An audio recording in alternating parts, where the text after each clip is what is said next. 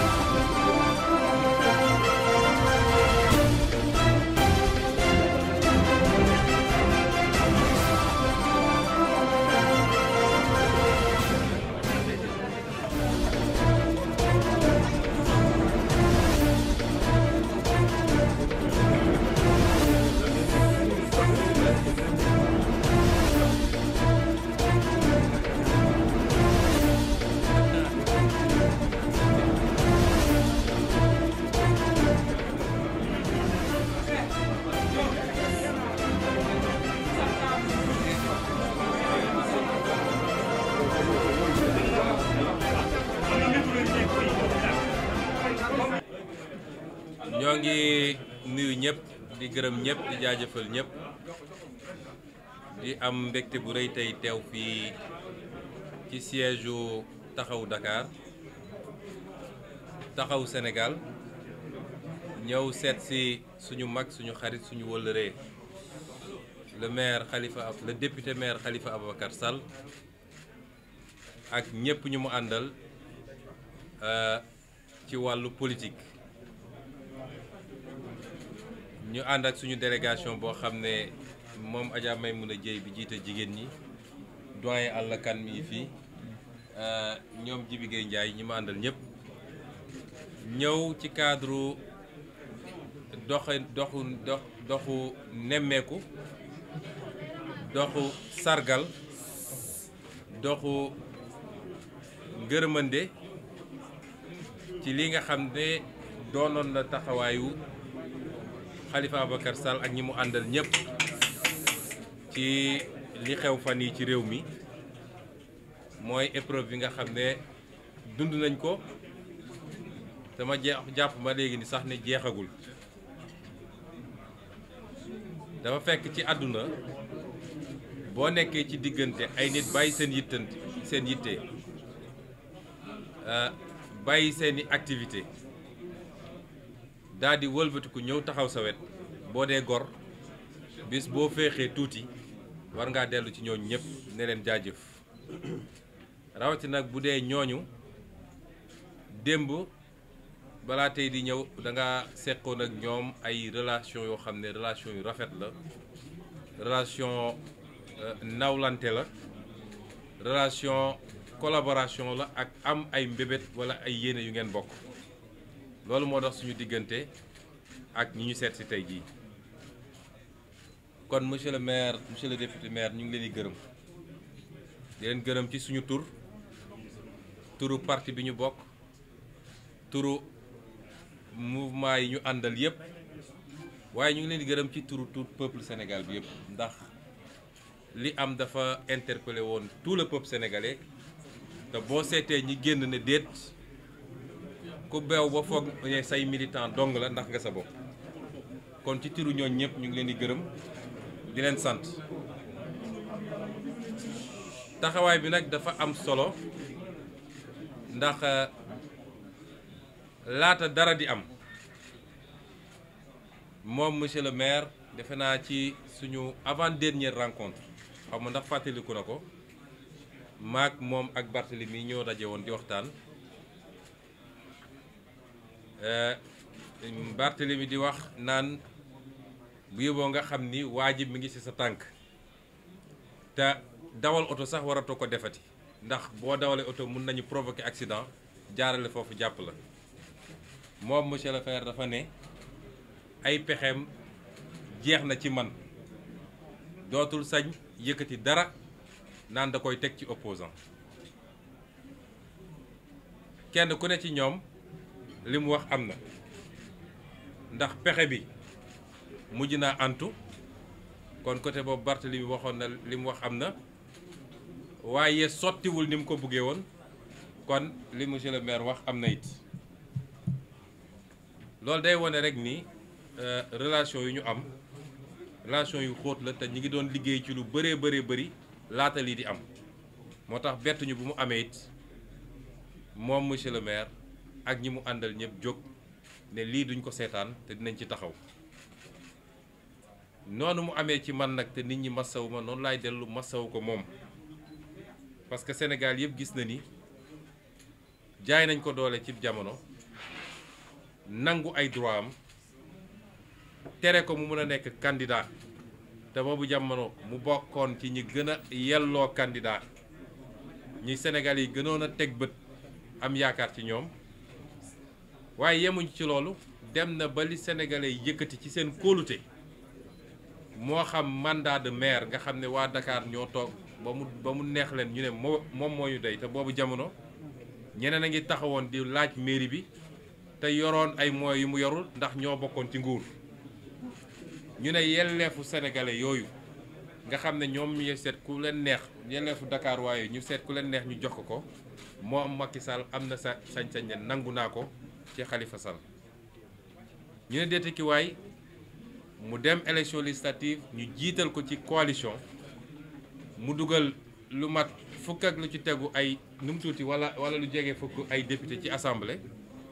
ñu ne ko kóolute googu sénégalais am ci yow ba jox la mandat député man mennu Macky Sall am naa sañ-sañu nangu ko loolu guléet la ci Sénégal jaay doole gu mel noonu kon ñu ko koy masaw di wax nag ni ci jamono jooju lañ ca mënoon ci xeex def nañ ko lii xew ci mbirum Ousmane Sonko en réalité dafa dajale ay frustration yu bëree bëri li xew ci Karim bokk na ci li xew ci Khalifa bokk na ci li xew ci Guy Marius Sagna bokk na ci li xew ci Assane Diouf bokk na ci yooyu yëpp ba ci moom Barthélemy nga xam ne ba tey ji ñu ngi koy jaabanteloo tribunal demal ñëwal yooyu yëpp dafa daje ba Sénégalais nag lii c'est la goutte d'eau de trop moo tax ci ni ñuy aborder mbir mi dégg nañu Sénégalais yi dégg nañu seen message moo tax ñu ne loolu lépp nag dañ ciy dellu si waat moo tax ci poñ yi nga xam ne bind nañ ko teg ko muy ay exigence du ay doléance de ay exigence yu ñu teg la ne moom dina ko def wala ñu jàmmarloog moom point yooyu dañu dellu si gannaaw loolu yëpp donte am na lu mu jot a yàq ndax ku waroon nekk candidat ñu xañ la ko loolu dara mënatu koo remplacer waaye dañu ne bis ni ki tey dootuñu ko nangul loolu du moom mooy toog seet kan moo war a am liberté wala kan moo ko ñàkk kan moo war a nekk candidat wala du ko nekk kan la ñuy jox carte électeur wala kan lañ ko dul jox loolu constitution may ko kenn ak ko munti doon rawatina nag président de la république nga xam ne moom moo ñu war a njëkk a tënku ci constitution boobu. kon looloo taxoon ci cadre tournée yi ñuy def fépp dinañ fa dem mais fii dafa am importance particulière laata lii am wax naa ni am na jéego yoo xam ne ñu ngi ci doon liggéey te Sénégal yëpp xam nañ ko. mooy taxawal kuréel gu yaatu front bu yaatu boo xam ne day dajale ñi nekk ci opposition bi yépp front boobu lan mooy jubluwaayam mooy faire face au pouvoir dictatorial de Macky Sall loolu moom mii moo ko initié woon te defe naa man la ci njëkk a waxtaanal ci acteur politique doog cee dem waxtaan ak ñeneen ba ñëpp àddu woon joxe seen kàddu ni bëgg nañ cee bokk loolu nag tey la gën a actuel parce que qui peut le plus peut le moins bu dee démb nga xam ne situation présenté wu loon ni mu présenté la ñu xalaat loolu waxuma laa tey jii nga xam ne askan wi yëpp won nañ ñu ni doyal nañu ci li fi nekk bëggatuñ ci dara askan wi yëpp won nañ ñu changement la ñu bëgg askan wi wane na ni ñun ñii la ñu àndal ñun ñu féete ci kujje gi parce que dëgg la ñu àndal te doyal nañu ci jaay doole gi ne ci dëkk bi moo tax ni ma ko waxee feneen ak feneen waaye fii la gën a amee sens parce que dama wax ni moom mii am na lu ñu waxtaanoon ba nekk ci di liggéey benn appel rek lay lancé mooy lu ñuy def rek nañ ko def ci lu gaaw parce que waxtaanu politicien dafa faral di gudd askan wi lu mu ñu woon mooy moom jiitu nañu buñ ko àndul def ci nu mu gën a gaawee ku ko jóg ci ñun def ko it askan wi dina la topp parce que askan yi locomotive la soxla fi mu toll nii mooy kuy xëcc mbir mi kon suñu responsabilité ñun ñëpp ñu xam ni mënatuñu toog fii di làkki tubaab di bind ay texte di corriger ñu naan diw wax na diw d'accord na. ci lu mu gën a gaawee il faut ñu taxawal kuréel goo xam ne dafa boole opposition bi yépp mu doon kuréel gu dëgër boole toutes les forces vives de la nation mouvement citoyen bu yaakaar ni gis na boppam ci mbir mi mu nekk ci ñu nekk kuréel googu nag bis ni ki tey li mu war a saytu ci dëkk bi na ko saytu waaye dootuñu bàyyi benn nit muy buur di bummi ku mu neex mu duma ku mu neex mu tëj ku mu neex mu brutaliser loolu jeex na ci réew mi. kuréel googu dépassé na cadre politique wala cadre compétition politique ñi ca mën a ànd nag ci politique bu ñu demee ba war a jub dëgmale élection ñoom dinañu toog waxtaan ànd dem ci politique loolu suñu responsabilité ñun ñëpp la te en tout cas ñun Pastef bu soobee yàlla dootuñu ci xaar kenn bëgg nañ ci ànd ak ñëpp waaye dootuñu ci xaar kenn politicien boo xam ne da ngaa yor say calcul yow mun nga toog def say calcul waaye fi mu ne nii c'est l'intérêt national qui est en jeu. kenn amatul droit nekk fii di régler ay questions subjectives diw jote na ak moom lii diw xalaatuma ak moom lii loolu weesu nañ ko loolu benn la ci njàngat gi nga xam ne jëlee nañ ko ci lii. ñaareel bi mooy am na message boo xam ne askan wi daf ñu ko transmettre ñun ñëpp ci acteurs politiques yi mooy li muy xaar ci ñun mooy beneen façon wu taxawin ak beneen façon wu def politique parce que jeunesse bi génn massivement wane ni liñ doon wax ci sénégalais amu ci parce que koo wax mu ne la sénégalais yi gëmuñu dara sénégalais yi ñemewuñu sénégalais yi tey wane nañ ni li am Sénégal defe naa kenn mësu koo gis Afrique ba mu daj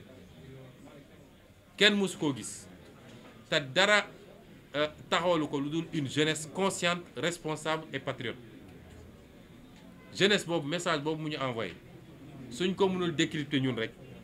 boo moytul ñun ak ñeneen yëpp la ñuy boole dugal ci benn sànni mooy li ñuy xaar ci ñun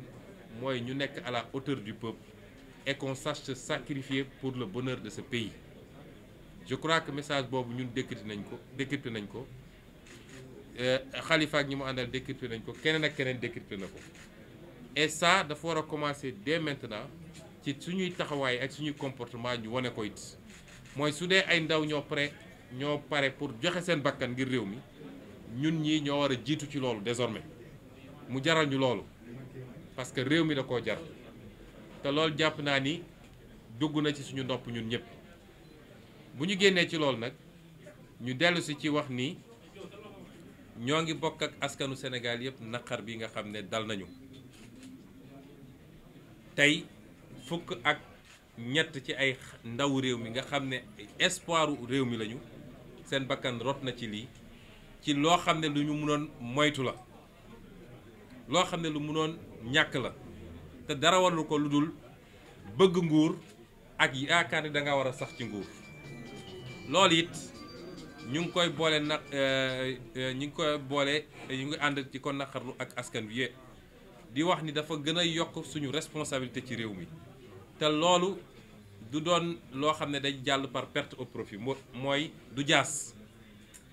la ca war a am yëpp dina ci am ku foog ni mën nga nekkati ci réew mi di def loo neex parce que dénk na nga nguur da ngaa nax sa bopp loolu il faut mu jeex ci réew mi ñuy jaale ñi nga xam ne seen doom walla seen mbokk faatu na ci mbir mi lañ ci mën ñu ngi koy def ak ay bonne volonté yu ci jàpp di dellu di gërëmaat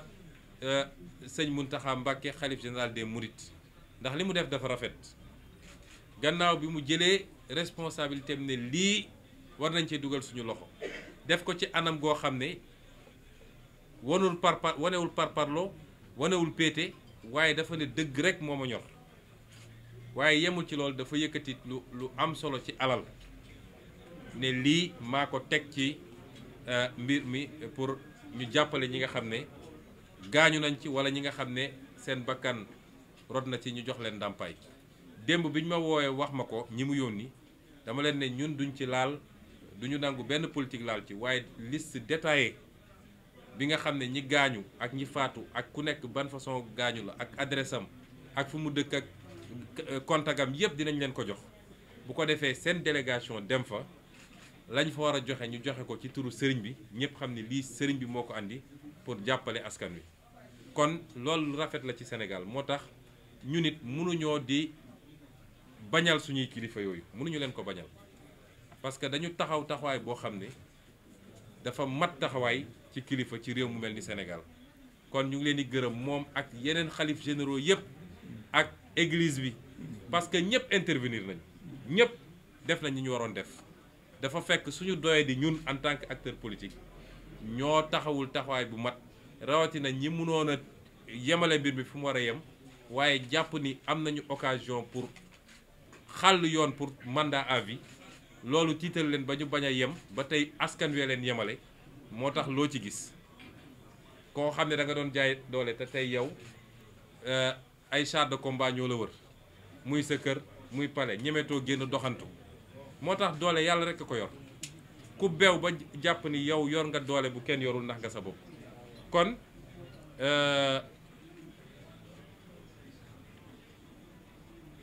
kon ñu ngi leen di gërëm loolu la ñu bëggoon a wax di dellu si di gërëm suñu mag Khalifa Sall di wax ni am nañu ubbeeku bu doy lu weesu situation bi ñuy dund ci joxante loxo ak moom ak mouvement am ñu liggéey ngir Sénégal anam yi ñu koy defee nag ñoo ngi ciy waxtaan bu baax du lu ñuy wax fii waaye lu jiitu lii amoon nañ yéene boobu te tey la ñu gën a am yéene boobu parce que Sénégal du benn nit a koy defar du benn groupe a koy defar il faut ñu xam ni bokk gis-gis bu yaatu bokk programme waaye jàppante joxante loxo mooy permettre ñu defar Sénégal loolu la ñu bëggoon wax ci lu gàtt di jaale it waa Sénégal yëpp ci li nga xam ne ñàkk nañ ko muy koo xam ne am na lu mu liggéey lu bëri ci culture Sénégal ci message yu fort yi mu doon joxe muy Thione Ballago Seck yàlla na ko yàlla yërëm te jéggal ko yàlla na ko yàlla xaare àjjana. salaamaaleykum mbooloo mi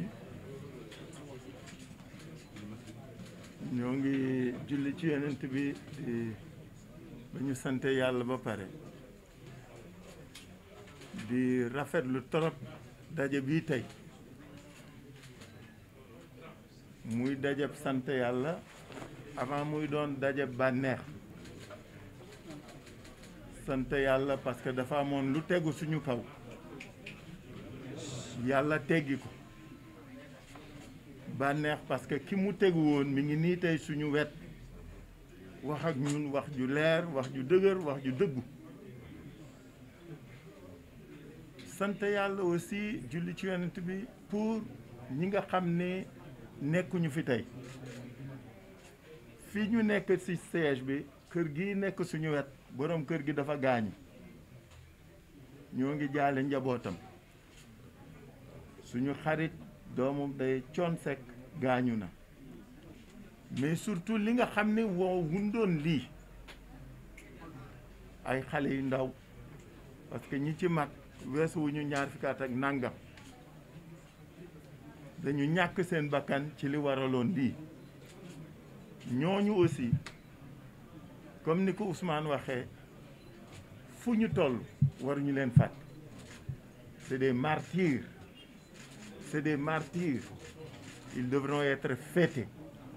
chaque fois que la démocratie sénégalaise le pourra et le devra donc ñu ngi leen di jaale ñooñu aussi di massawu ñi nga xam ne ñëpp gaañu nañu soo demee xool xale yi ni ñu gaañu yi am ñii ci bopp ñii ci loxo ñii ci biir ñii ci tànk te kenn onkul ces blessés font preuve de tellement de dignité que da ngaa sant yàlla ak lu mu métti métti xale yi koo ci wax rek dafay ree ni la ah jar na ko boobu mooy rey nit donc Ousmane dañu kontaan bu baax ba ñu sant yàlla pare pour recevoir le fii wax nga ko suñu ànd ak suñu wax yàgg na suñuy mëbëtit ñoo ngi koy doxal yàlla na ko yàlla mottali mais mëbët yi dara lalu ko lu dul liggéeyal Sénégal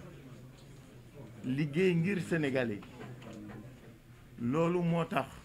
ñuy wax di ànd di jëf lii nga dund nag bettu la mais ce que j'ai apprécié liñ ci wax lépp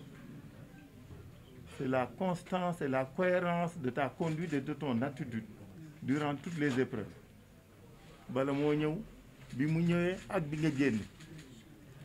sa dara soppeekuwul changé wul du kàddu du jëfin du taxawaay du waxin nga sant ko yàlla bu baax sant ko ñi la defar nii parce que yenn yi jikko la jikkooy tax nit di am nu muy mele donc dil sant yàlla sant say waajur sant nag ñi nga àndal ñëpp ah sa ñëw fii tey nag wax nga ko amoo droit gërëm kenn parce que li ñu def naam li la dal mooy prétexte bi mais réew mee tax nit ñi def ko su nit ñi naan démocratie liberté au Sénégal la ñuy soog a teg libérer Ousmane Sonko parce que su loolu amoon doo am li nga doo dund li nga dund et ndokk yàlla bi nga defee lecture événement bi noonu que réew mi waa réew mi seen ëllëg seen melokaan seen dundin seen dund moo tax loolu lépp ne donc ñuy rafetlu bu baax lii nga dox tey tànk yu rafet la yàlla buñ ko gaaw fayante. Ouais, c'est vrai j'avais dit que tu ne devras jamais être le troisième loolu laa waxoon dama noonu doo doon ñetteel bi te mu jaraloon nit ñi nag lu bari parce que nag trop c'est trop lépp tóoru ñu sant yàlla bi mu ñu matalee loolu nga xam ne moom la ñu yéene woon mu defal ñu ko féliciter la féliciter ce mouvement féliciter ce parti ci seen taxawaay parce que loolu naka am solo mais li nga xam ne moom la ñuy jànge ci lii mooy qu'est-ce qu'il faut en faire qu'est-ce qu'il faut en faire xale yi faatu xale yi gaañu boroom alal yi ci ñàkk seen alal ñi ci seen kër dem ñi ci seen alal ñàkk waruñu neenal waruñu rëccu loolu nga xam ne moo leen dal war nañu ñun ñëpp nag ñu comprendre ni tabaxaat Sénégal bu bees mooy li ñu war tabaxaat Sénégal bu bees nag wax nga war ko léegi ku nekk ci ñun war na seetaat boppam war na xool li xale yi naan tribunalu conscience ku ne nga xool sa digganteeg yow ak askan wi ndax la nga war def lépp yaa ngi koy def et c'est pourquoi je suis d'accord avec la première des leçons il faut que xel yeeg xalaat yeeg façon def politique changer dans ce pays façon def politique moo war changer nit ñi di fàtte seen bopp bañ jiital seen bëgg-bëgg mais jiital rek réew mi askan wi ak lu koy jëriñ ak lu koy demal kanam suñ ko defee lu bari danay tax ñu dem avancer ñaareel bi mooy ñun homme politique wax nga dëgg depuis le mois de novembre ñu ngi dox parce que nag li ñu gëm mooy booloo mooy doole te nit ki du nu mu waxee ni mu jëfe dong la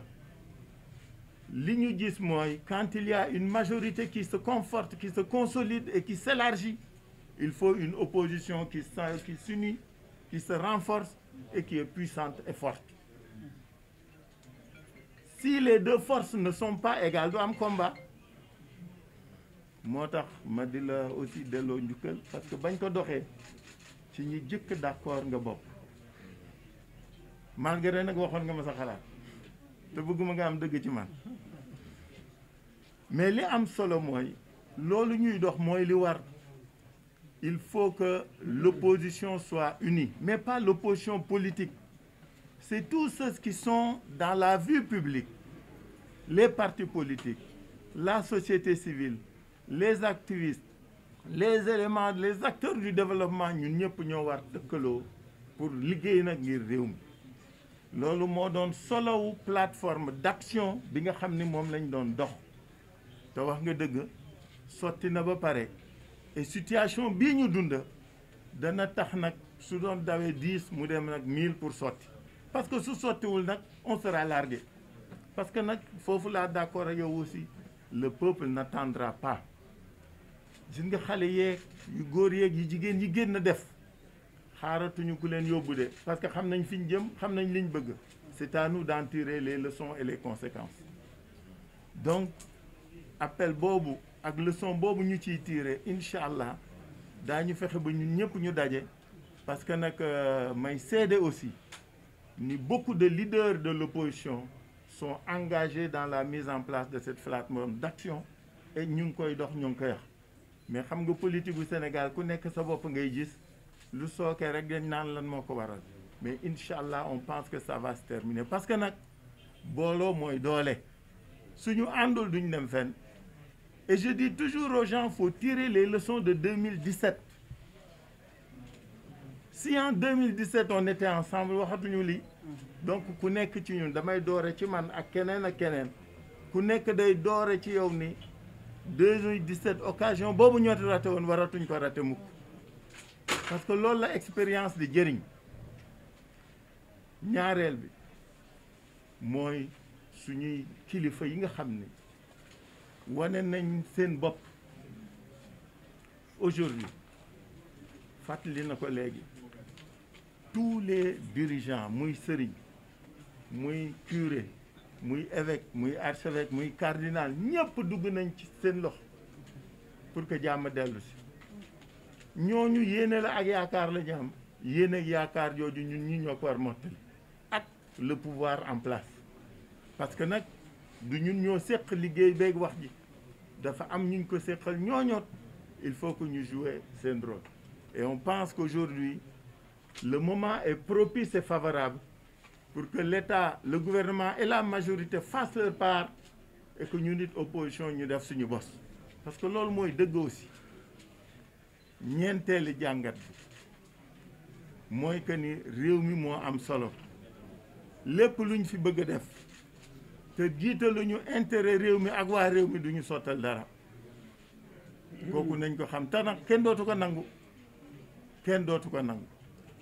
moo tax Ousmane ñu kontaan trop tey dajegew fii masawu la coono féliciter ñi nga àndal ñëpp mais surtout remercier et dire notre reconnaissance au peuple sénégalais parce que ñoom rek a jar gërëm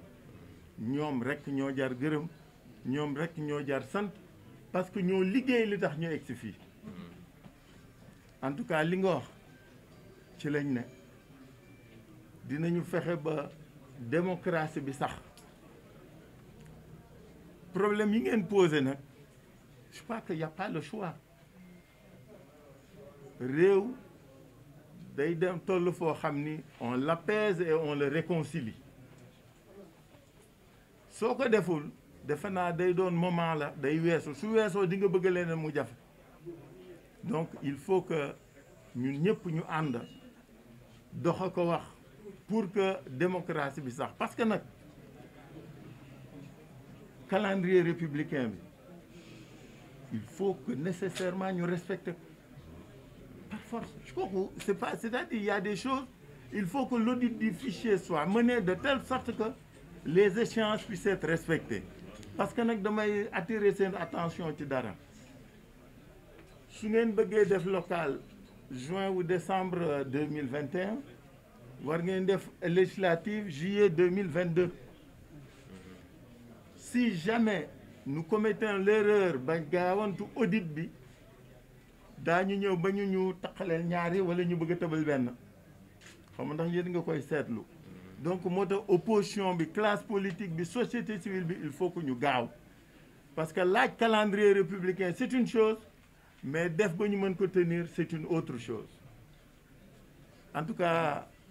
cher Ousmane on est très heureux et très fiers de vous recevoir aujourd'hui ici à ce siège qui aussi a été très éprouvé ces dernières années. Il a été le symbole de lutte, de refus. Donc, mesdames et messieurs les journalistes, merci. Merci d'être toujours là. Merci d'être toujours au fronton du combat pour la démocratie. Merci d'être présent et de participer de manière active et en payant le prix fort au développement de ce pays.